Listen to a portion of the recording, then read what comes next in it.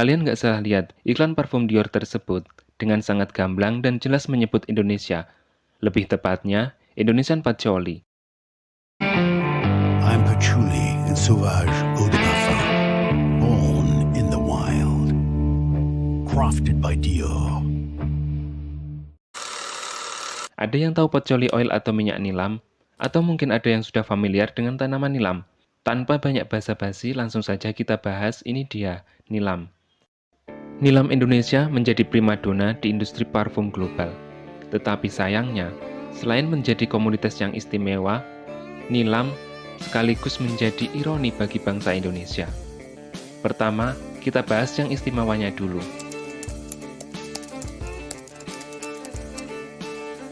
Minyak nilam, terutama minyak nilam Indonesia, menjadi salah satu bahan untuk banyak parfum mahal dunia, dari mulai merek Chanel, Yves Saint Laurent, Bulgari, sampai Dior. Minyak nilam Indonesia terkenal dengan aromanya yang dalam, kompleks, dan kaya. Minyak nilam Indonesia memiliki kualitas paling bagus, sehingga banyak digunakan sebagai base note dari parfum dunia. Selain di video iklan Dior Sauvage, minyak nilam Indonesia juga hadir di web resmi dari Yves Saint Laurent. Bahkan, secara statistik, 1 dari 5 merek parfum dunia memakai minyak nilam. Indonesia menjadi pemasok utama minyak nilam global. Pada tahun 2023 saja, dari sekitar 2.000 ton kebutuhan dunia, 1.500 tonnya Indonesia yang pasok. Apakah kita harus bangga? Saya rasa tidak. Kenapanya akan saya jelaskan nanti di bagian ironi. Sebelum itu, kita kupas dulu tentang minyak nilam dan tanaman nilam itu sendiri. Minyak nilam begitu penting bagi industri parfum karena minyak nilam dijadikan base note sekaligus sebagai pengikat atau istilah kerennya jadi fiksatif. Fiksatif inilah yang membuat wangi parfum tahan lama. Kalau diibaratkan parfum itu sebagai rumah, minyak nilam jadi salah satu bahan penting untuk fondasinya. Minyak nilam memiliki aroma yang khas, yaitu earthy, pedas, dan sedikit manis. Selain dalam industri parfum, minyak nilam digemari dalam berbagai industri lain, mulai dari aromaterapi, kosmetik, hingga produk pembersih. Daerah utama penghasil minyak nilam adalah Aceh, Sumatera Barat, dan Sulawesi Tenggara. Minyak nilam Aceh bahkan terkenal sebagai minyak nilam terbaik di dunia.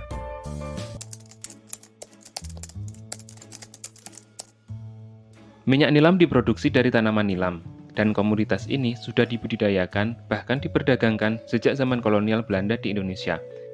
Dimuat dalam jurnal berjudul Sejarah dan Perkembangan Budidaya Nilam di Indonesia yang ditulis Asmi Dolimi, Anggraini, dan Hobir, menuturkan bahwa tanaman nilam dikirim ke Aceh melalui Singapura pada 1895. Pembudidayaan nilam Singapura di Aceh tersebut terkait pengalihan fokus budidaya perkebunan British Malaya ke karet. Hal ini dimanfaatkan Belanda untuk mengintensifkan budidaya nilam di Sumatera dan Aceh. Ternyata tanah di Aceh cocok untuk pengembangan nilam. Bahkan, nilam Aceh lebih bagus daripada nilam Singapura. Akan tetapi, budidaya nilam di Aceh mulai menghadapi masalah ketika harga karet melorot pada 1919. Kemudian, pengusaha perkebunan di British Malaya memperbarui energi mereka dengan budidaya nilam. Sesudah itu, ekspor nilam Aceh menurun dan menyebabkan pengusaha perkebunan mengalami kelebihan suplai daun nilam kering. Diputuskanlah untuk menyuling daun nilam di Sumatera. Sejak saat itu, penyulingan minyak nilam di Aceh dimulai.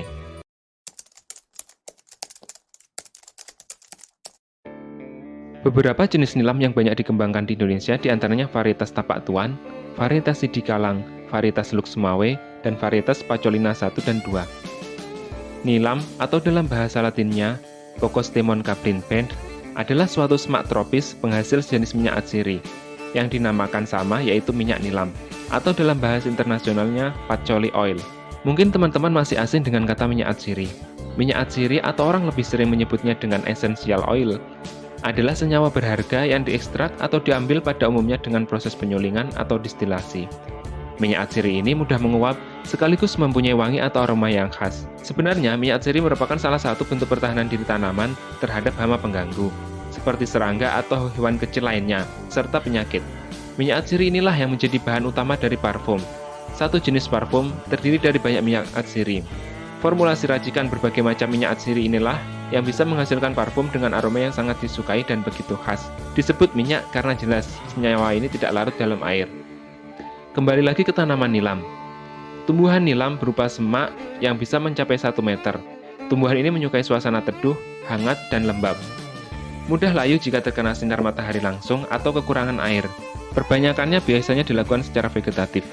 Tanaman nilam berasal dari daerah tropis Asia Tenggara seperti Indonesia dan Filipina, serta dari India juga. Tanaman nilam memerlukan suhu yang panas dan lembab. Selain itu, tanaman nilam juga memerlukan curah hujan yang merata dalam jumlah cukup.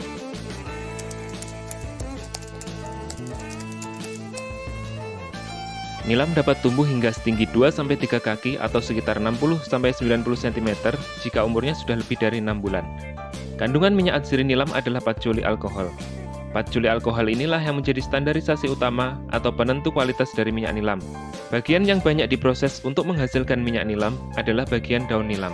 Tanaman nilam dapat dipanen pada umur 5-6 bulan dan panen berikutnya setiap 3-4 bulan sampai tanaman tidak produktif lagi.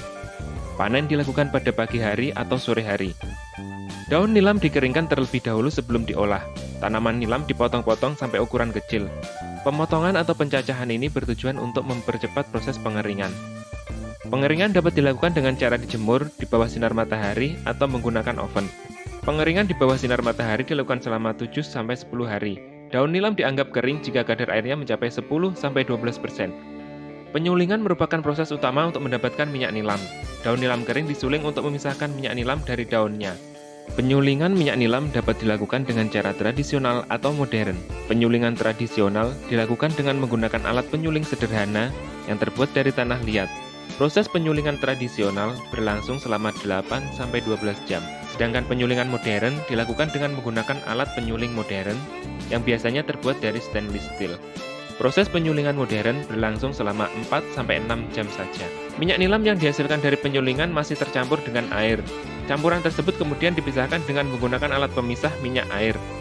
Minyak nilam yang diperoleh kemudian disimpan dalam wadah yang tertutup rapat.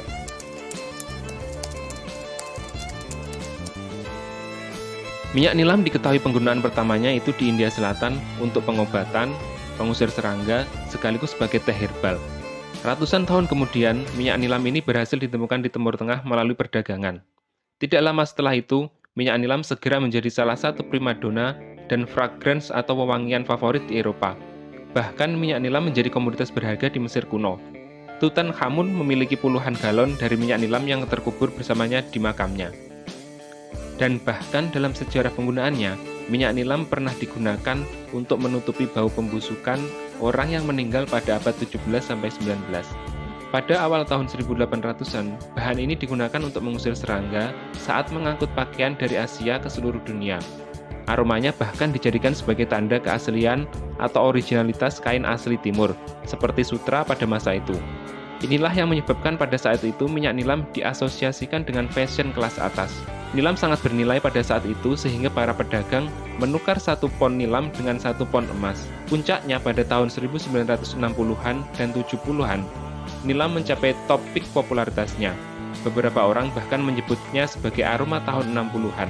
Madonna bahkan mengoleskan minyak nilam pada kemasan vinil, CD, dan kaset untuk albumnya Like a Prayer.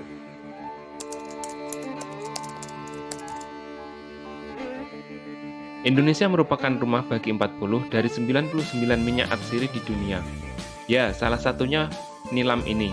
Bahkan Indonesia adalah produsen utama minyak nilam dunia. Namun ironisnya, sebagai produsen utama, Indonesia tidak memiliki power. Indonesia tidak bisa menentukan harga minyak nilam di pasar dunia. Siapakah penentunya? Ya, broker dan pembeli. Indonesia tidak punya power, salah satunya karena industri hilir dari minyak nilam, yaitu industri parfum. Indonesia masih sangat jauh tertinggal dari negara barat. Kita cuma remahan rempeyek istilahnya di industri parfum ini.